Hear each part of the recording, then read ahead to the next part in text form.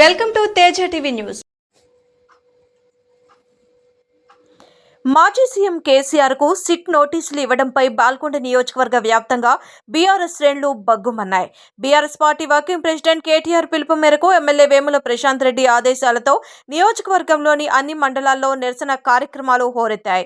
మోర్తాడ్ మండల కేంద్రంతో పాటు పలు గ్రామాల్లో బీఆర్ఎస్ నాయకులు నల్ల జెండాలు పట్టి నల్ల బ్యాడ్జీలు ధరించి భారీ బైక్ ర్యాలీలు నిర్వహించారు.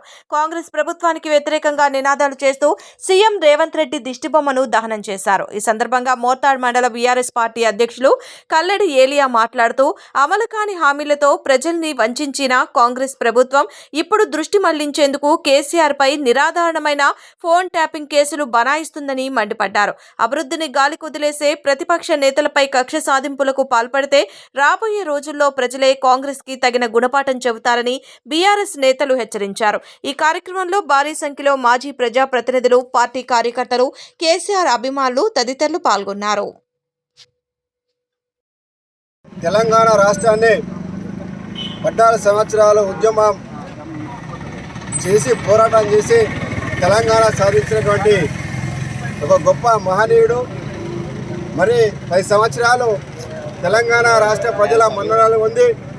10 సంవత్సరాలు బంగారు తెలంగాణ కోసం అహర్నిశలు కృషి చేసినటువంటి తెలంగాణ జాతిపిత అయినటువంటి కేసీఆర్ గారిని ఇవాళ అక్రమ ఫోన్ ట్యాపింగ్ అనేటువంటి ఒక బూటకపు ఒక అసత్యమైనటువంటి మరి నిరాధారమైనటువంటి ఒక కేసును ముందట పెట్టుకొని రేవంత్ రెడ్డి గారు కాంగ్రెస్ సర్కారు ఇవాళ సిట్టు ఒక పోలీసులను పెట్టుకొని ఇవాళ నోటీసులు పంపి మరి కేసీఆర్ గారిని, కేసీఆర్ కుటుంబాన్ని ఇవాళ మరొక కుట్రపూరితంగా ఇవాళ వారికి నోటీసులు జారీ చేసి వారిని అక్రమమైన కేసులో ఇరికేయాలనే ఒక నేపథ్యంతో ఇవాళ చేస్తున్నటువంటి విషయాన్ని మేము ఈ తెలంగాణ రాష్ట్ర సమితి పార్టీ మోర్తాడ్ మండల మరి టీఆర్ఎస్ పార్టీ కుటుంబ సభ్యులందరం కలిసి ముక్త కంఠంతో ఖండిస్తున్నాం.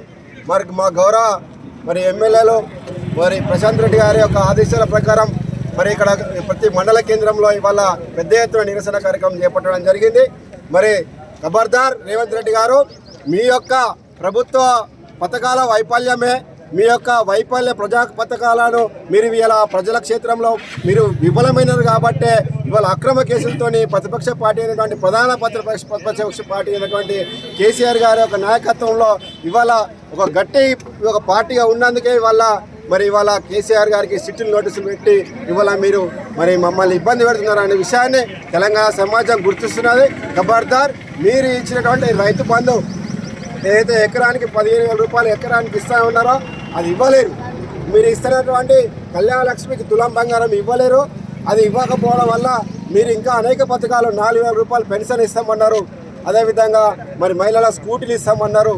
అదేవిధంగా ఇంకా అనేక రూపంలో మరి ఆటో డ్రైవర్లకు 12,000 రూపాయలు ఇస్తామన్నారు. ఇవన్నీ ఇవ్వకుండానే ఇవన్నీ మీ వైఫల్యం కప్పించుకోవడానికే ఇవాళ ప్రతిపక్ష పార్టీ అంటే టీఆర్ఎస్ పార్టీ పైన, బీఆర్ఎస్ పార్టీ పైన మీరు నిందలు వేస్తూ మరి పోలీసులను అడ్డు పెట్టుకొని ఇవాళ అక్రమ కేసులకు మరి తెరలేపుతున్నారు.